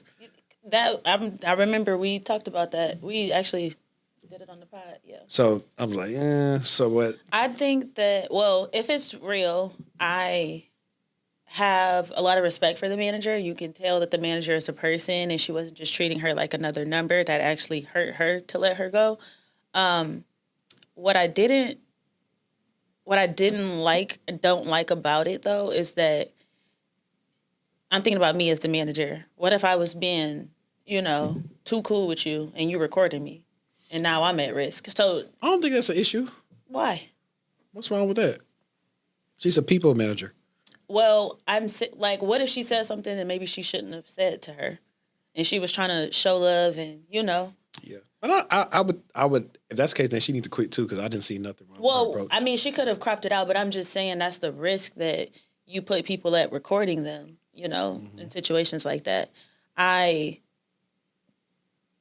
that is prevalent today, and it's a little bit concerning. Yeah, I'm definitely gonna go back on her page to see if this real. Cause I'm like.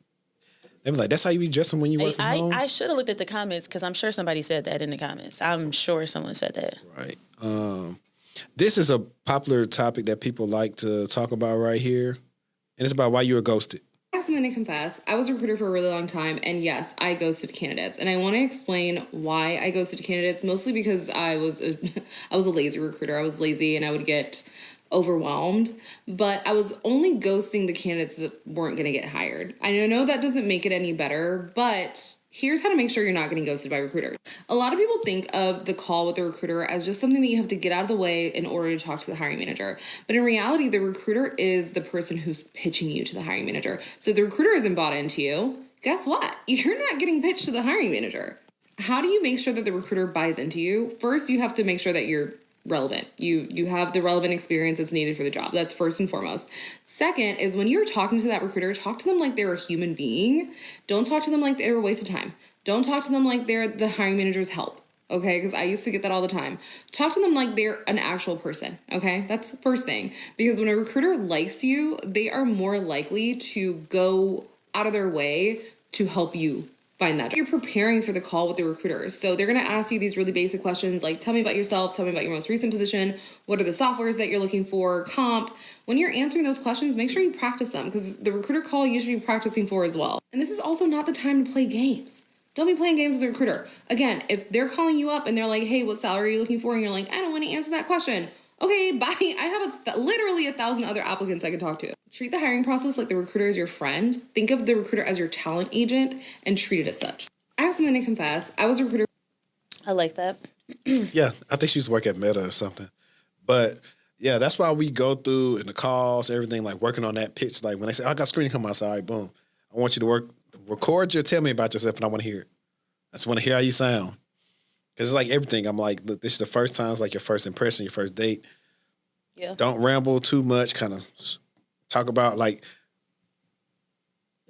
stuff, but in a way, like also like I think the thing that people struggle with is knowing how to brag on themselves. I don't. No more. I used to. Just get your brag sheet and just talk about. Yeah. But because I teach, so I'm teaching my students to do the same things because I wasn't doing it before. Mm-hmm. So it's different for me now. But I was before, when someone used to say, tell me about yourself, I used to be like, well, I used to be like, well, where do I go with that? Yeah. Yeah, I keep it simple. I like, start about introducing yourself, how many years experience, what you do on a day-to-day. Why did you decide to apply for the role? Yep. Kind of simple stuff. And then they say, okay, what kind of skills you have? How much experience do you have in X? And that's what they say, oh, well, I use this or I do that. And that's how you get there. And normally you can kind of tell sometimes when you might be like a really good applicant for the hiring manager because the recruiter's like sometimes really excited. Like I had a situation where we didn't get off the phone until the hiring manager got right back to the recruiter and like scheduled for that follow-up interview. So if it's going like that, then that's actually a sign like a pretty good company because they're moving quickly and they're not wasting time. So I definitely agree with that. Also, if you don't want to tell them what you're looking for, ask what the budget is for the role. And typically they'll let you. If they don't want to tell you that, then you can move on because they're playing games. So I agree with Miss Maddie on that one. This seems like it's funny. I think it's funny. Okay, is that what you want to watch? Yeah. I'm making like we watching Netflix or something. Right.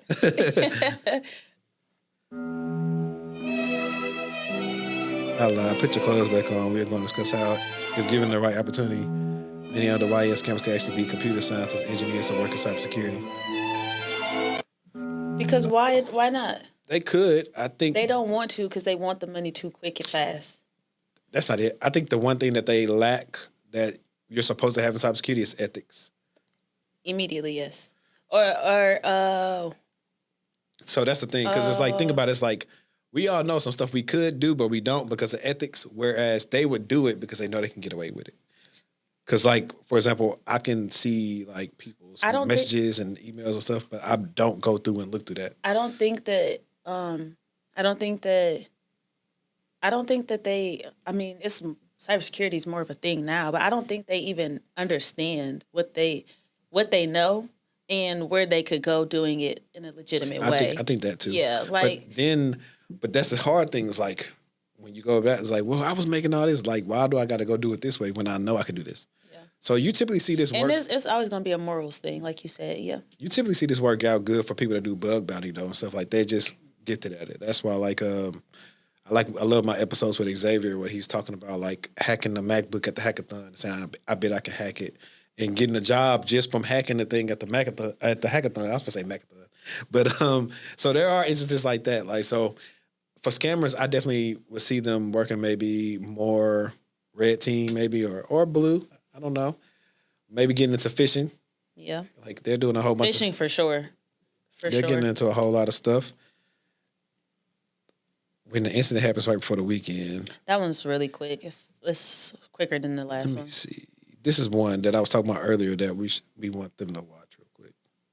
There are people less qualified than you who would bring less value to a job than you would bring, but will get more jobs and more opportunities than you because they can communicate the value that they do bring better than you can communicate the value that you bring. They can tell their story. A job search is a storytelling effort. And most people, when they think about telling their career story, they actually think about telling their career log. If someone says, tell me about yourself, and you respond, well, I spent the first 6 years of my career in finance, and I started as an analyst, and then I worked my way up, you're not communicating much value, and they'll probably pretty quickly tune you out. Rather than just giving a time log of your career, you want to think of 1 to 3 adjectives or descriptions of yourself and build your story around those. So if someone says, tell me about yourself, you can say, I am dependable. Throughout my career, I've been that person that leadership gives a project to, and then they forget about it because they know it's going to get done. I'm innovative. At my last job, I came up with a brand new system of triaging support tickets, and it doubled the amount of tickets one support agent could get through in a week. Figure out the 1 to 3 things that make you valuable. That's actually good advice. And when you're looking for a job, anytime you get to pitch yourself to somebody, whether it's through a resume or through an interview, make sure you sear those things onto their brain so that it's crystal clear the value that you could bring. There are people less.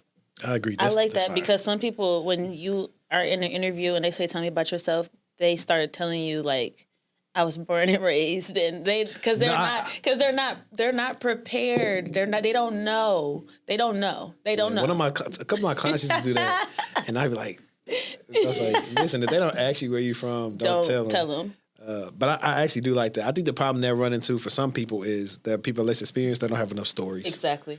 So if you don't have enough stories, kind of just keep it very simple to the point, and then kind of talk about like skill set and what you do. But if you are an experienced person, try this method out and see how it helps you stand out when you're interviewing. So that's pretty cool. That's definitely a dope one. I know you said you want to watch the incident one. We don't have to. It's quick. I don't know. We can. It's really quick. Yeah, all these are like quick. They're not long.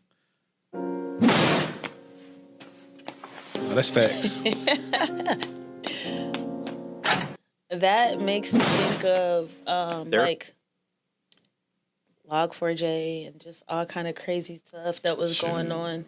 And it was like on the later half of the week when you want to relax and you can't, and you got to get it fixed over the weekend. Yeah, my only one feeling like that was WannaCry. And like I remember I looked at so many IP addresses one time. We used to do like the Panama schedule. We used to work like 3 or 4 days and then be off like 3-4 days.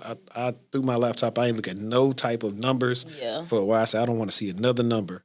Have you been mandated to assist with some type of recovery effort over the weekend for something big that has happened? Not yet. Yeah.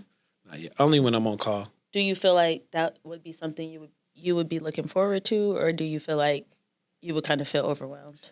I look forward to it because that's what you sign up for. And 2, it's not an everyday thing. Yeah. It's one of them things like, hey, they wouldn't be asking if they didn't need me to do it. So it's one of those things. I get asked that like a lot about stuff, especially when because I guess some people got a problem with working on call. I don't. Me either. You might not need me. Right. I think this is the last one right here.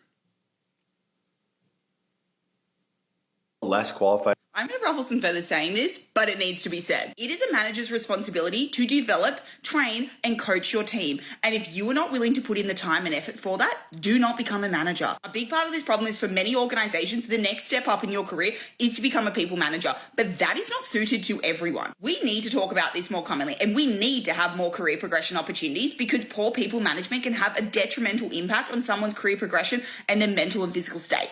I'm going to ruffle some feathers saying this, but it needs to be said. That's very true. I've had terrible managers, not in tech, but outside of tech, horrible, terrible, horrible. And that starts, luckily the team was cool enough to where the manager didn't matter, per se. We still have fun, but you do have management who will make you quit, who will make you sick, who will make you need to take time off and away from work because of their toxic habits and characteristics. No, I agree. Basically, real big on the developmental part. Sometimes you're not developing anybody. You don't know how to get the most out of your team. When you're meeting with them, you're never putting the onus back on them. Like, hey, what do you want to do? Or what do you envision for your career?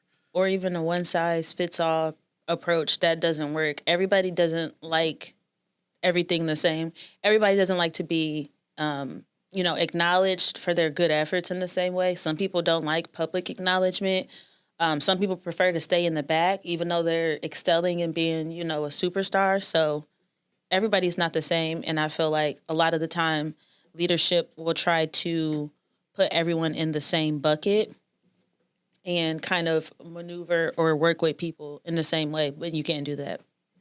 Yeah. So if you do find that happening to you and you don't see, that's where sometimes where your stagnation can come. You could possibly look and maybe to try to get on another team, or that's a lot of times when somebody decides that they're getting ready to leave a company because they're not getting what they need. I've done that, and I'll do it again. Mm-hmm. Yep. And I'm not going to get into the article, but I will be saying this for my YouTube users that upload YouTube Shorts. On October 15th, YouTube will now extend Shorts length to at least 3 minutes. So now it'll be like TikTok, so it's going to be in the Shorts feed, and that should help out with the watch time. Because right now, if it's over 60 seconds, then it counts as a regular video, and it's not the same because you can't make thumbnails for it and all the other BS stuff that happens with Shorts. Instagram needs to do it too. Thank you.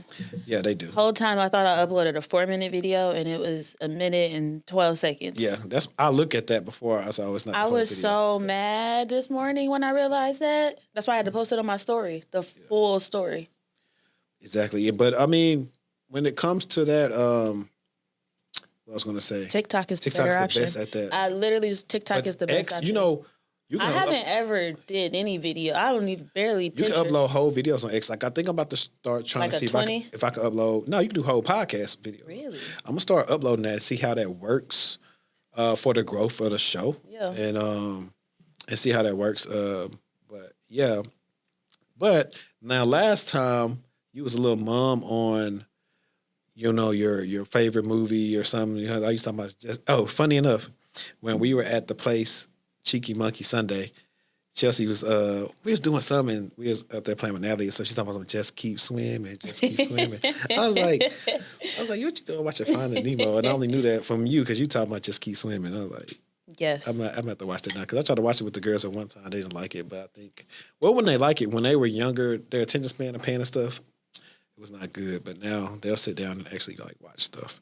Like I can tell you how many times I've watched Inside Out the last couple of weeks. I heard it was so good. I still haven't seen. Is it 2, right? It's two, right? It's 2. Yeah. The first one and the second one. Yeah, Natalie loves it. So it's worth the watch. Yeah.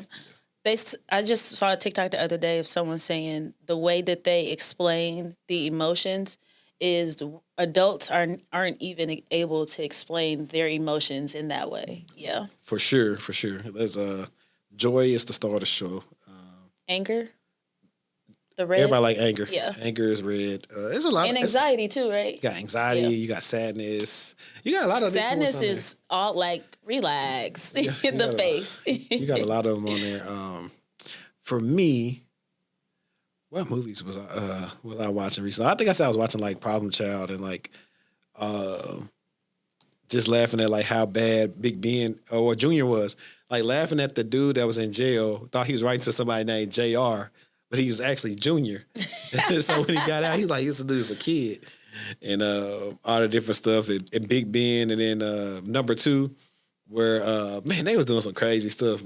Shot the boy with the water hose, put the roaches in the food. I know you was experienced at that part right there. Mm-hmm. They, what else did they do that was funny? Doing stuff at the what's it called? They had like a little puppet show where they were back there like doing stupid stuff to the puppets. It's oh no, that dude was bad. I think I put Junior over Dennis the Menace. Really? I don't think I seen Junior. But you never seen Problem Child? Are you serious? It used to come on a lot back in the day, like on USA or TNT. Nope. Man, no, Junior. When you watch him, like, yeah, Junior is bad. Dennis was bad too, though. Dennis was bad. Dennis was aggravating. He wasn't even honestly. He wasn't bad. He was bored. And he was aggravated. Yeah, Dennis was doing stuff a kid does. He was definitely innocently doing stuff to Mr. Wilson. Junior is maliciously knowingly was doing stuff and willingly, like replacing the lemonade the girls were selling with urine, and the man drank. Yeah, it. He's terrible. Yeah, like that's not mischievous. And that's he did terrible. like they was being mean to him at a birthday party, so he went and put a sprinkler in the room, and he did some like Junior is something like He's going to jail. He's something else. I don't know where he is now. I don't got like I'm trying to see what have I been watching that got like any type of phrase or something that I could think of recently. I guess because I hadn't really been watching my movies or something like that. I know what I'll say. A lot of people have not seen this movie. But if you can guess the name, I'm not going to say the name of the movie, but if you can guess where this phrase comes from, I'll give you like a free consult. But it's this movie I like about a cowboy, and they have a Mustang that is really fast, and so they go to this Middle Eastern race, this big race. They race for a lot of money. And he has this phrase he says, and this means it's ready to go time. He say, let her buck. So if anybody say let her buck, that means it's time to get active.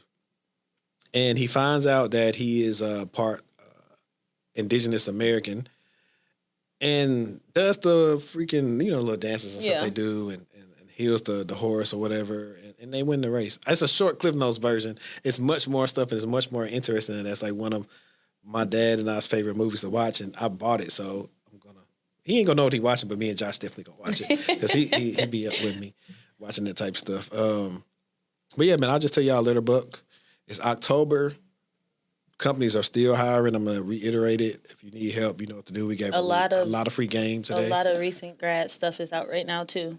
A lot. So, to those of you that are just started school, start looking for your internships. You never know. Like, you don't have to be the most accomplished intern. Like, they're looking for people, with some people like zero experience. Yep. Just an intern. And I'm working on I'm giving my little brother one, but I'm working on just a template for y'all to use like in school to help y'all out as well. So that's all y'all really need, and just apply. Like, don't worry about the location. That'll work itself out, and really just go from there. I'm going to say what's on my mind, it's been on my mind all day, is the line, I built this beep brick by brick, and I feel like that for myself, but I want y'all who are trying to break into the industry to feel like that. I need you to be hype. I need you to be ready. I need you to feel like you're building yourself up brick by brick, because you are, and you have to if you want to, get in the field and live the quote unquote tech life, that you see on social media. So if you're struggling, you're going through your homework, you're frustrated, keep telling yourself that I built this brick by brick. Tell yourself that you'll make it through. Right. And I'm trying to, here it is. So I've been forgetting to read this man thing. All right, guys. So this is part of the show, and we're probably gonna end it on this. This guy, his name is Jalen. Here's his questions. He says, I have been a police officer in Southern California for about a year now, and although the job is fun and can be rewarding at times, I'm not sure how well it aligns with my long-term aspirations as far as starting a family and having a better work-life balance. I'm relatively young at 24 years old. Yeah, you're a whippersnapper. And currently hold a bachelor's degree in sociology. I plan on working as a police officer for the next 3 to 5 years while I grow my experience and build a solid resume in the IT cybersecurity field. Due to the fact I currently work 3 12-hour night shifts a week, I'm not opposed to getting a second bachelor's degree online or even a master's degree to gain a solid foundation and make myself more employable. Time and resources would not be a problem because I could likely get partial tuition reinstatement from my department. As I previously stated, I'm not in a rush to change fields and plan on using the next 3 to 5 years to build a solid enough resume to land a job at or around my current salary, $85K. Any guidance or advice would greatly help my situation and would be greatly appreciated. Keep up the great work, and thank you for being inspiration to so many people.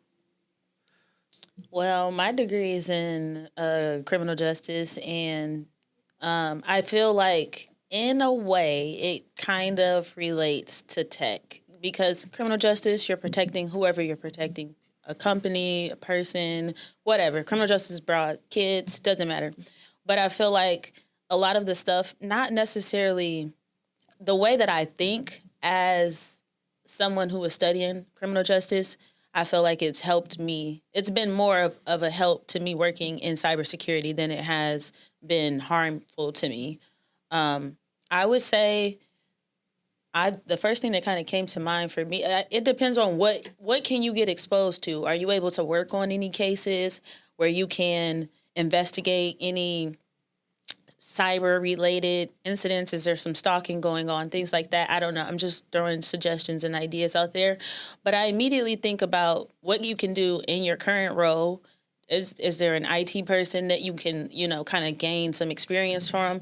You guys have access and profiles and things like that. So who's maintaining that? Can you kind of link with them and understand what their day-to-day is like, or what that coverage looks like, or who's the admin over the police department, or is it over the county?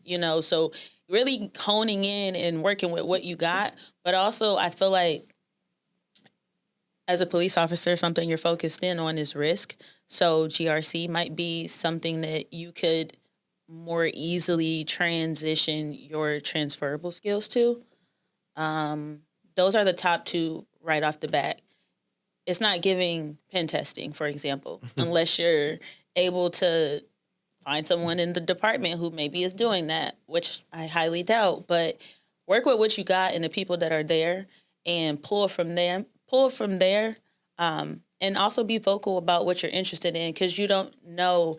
They might not even really, I know this sounds bad, but focus on those cases because they don't have anyone who has the skill set to dive into those cases. So. Yeah, so I would say, and this is why I've been trying to get freaking, what's my boy name, man? Bryant Witcher. I've been trying to get him on the show for the longest because he from being a cop, I think, for like 9 years to now he's in cybersecurity. And so, yes, while I think a degree can help, I think what will also help you is just getting a lot of practical experience. I'm pretty sure they have IT for the police department.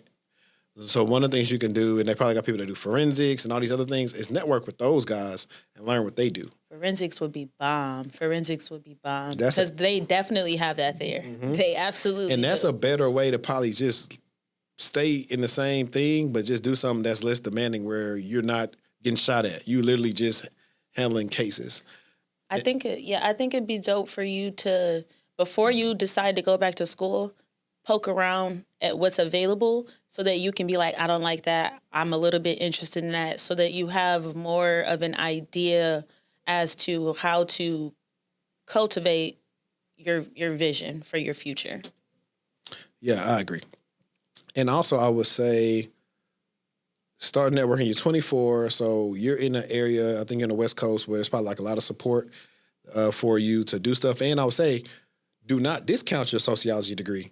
It's a lot of people from sociology and psychology that come to cyber and do well, because think about it. the biggest thing that helps you in detection engineering is the philosophy of understanding an attacker, understanding human characteristics. That's the reason why attackers are so good. They say, hey, I know if I put this on here, hey, click this now or your phone will be wiped or your VPN will be exposed to everybody, whatever they say. They know human nature is going to make them click it. Yep. So I would just say use the things that you know and that you've learned, and I think you'll have a good shot in probably doing it before 3 to 5 years. And, honestly, and sure. making Especially more than an using what you amount got. possibly too. Because you got Definitely transferable more than skills amount. too. Definitely more than the amount. And you're in I think you said California, right? Yeah, look into threat intel too. You're in a tech hub, so get out and go to some networking events and meet some people and start making friends and connections to talk to different people to see what they're doing and how they got started. Because everyone has a unique story as to how they got started in the industry. Yep, I agree. But with that being said, we are going to end the show for today. I appreciate everybody that's been tuning in, and those of you that have been subscribed to the Patreon, keep on subscribing to the Patreon. We're finna take this thing, like I've been putting on X, I'm saying, hey, we taking the pod to another level, and as you can see, that's what we're doing. And we're gonna keep on going up. So I appreciate everybody that's been rocking with us. And until next week, and until next time, let's stay textual and we out. Peace.